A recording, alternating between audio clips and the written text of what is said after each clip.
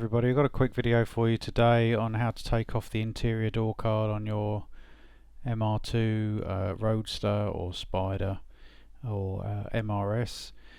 Things you're going to need is a medium Phillips screwdriver, and it's also helpful to have some trim removal tools.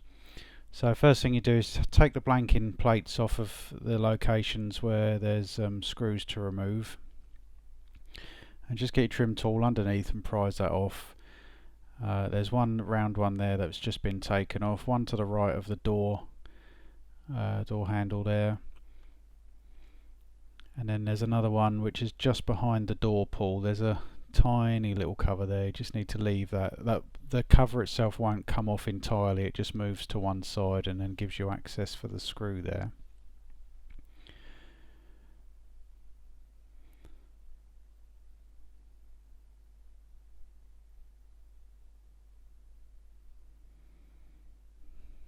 Now with a wide trim tool or something similar, you just need to get underneath that door armrest there and lever that off, and then that exposes the other end of the door handle and the screw that holds that on at the bottom.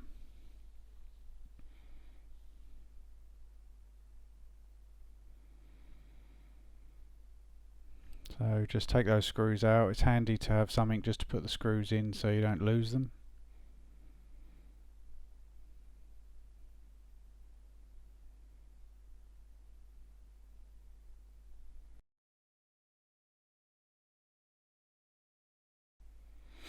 I was taking this door panel off today because I was changing the black interior to a red cloth one, but you may need to take the door off to repair something in the mechanism or change your speakers. Perhaps I've already changed mine there to a set of focal components.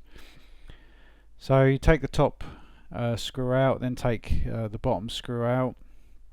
So four screws in all together there.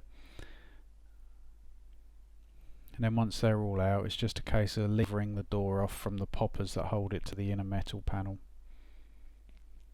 Now there is a little tricky thing here. There's little lugs there, top and bottom, which locate into the door trim. So you can't just pull that out. You've got to kind of just lever them off those top little lugs. So just mind that one. And then with your trim tool, just gently prise away. You don't need to give it much force. They should pop out quite easily. And then just work your way along the bottom of the door, just freeing it off. And then up the other side, there's a few clips up the back side of the door there. And then once they're off, you just take hold of the door carefully and then just lift it up and away, and then that's the door trim removed.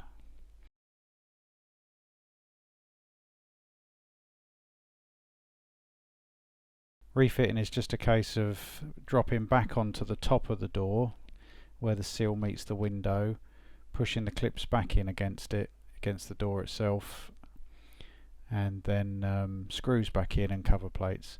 Now one thing to bear in mind if you're doing this for speakers is something that can rattle when you've got good speakers in there are these door clips. So what I did was I just put a little bit of mastic or silicone or whatever you might have. You don't need lots, just a little bit, just to hold the clip. You don't want loads under there because you don't want to get it gummed all over your door when you put the door panel back on. But what it does do, once you've put the panel back on and it sets, is that it stops those little clips from rattling around. So the focal component speakers that I put in, they can really thump hard. And what I ended up finding was they vibrate quite a bit on the plastics of the door. So just putting a little bit of mastic under each clip sort of seals them in place and stops that from happening.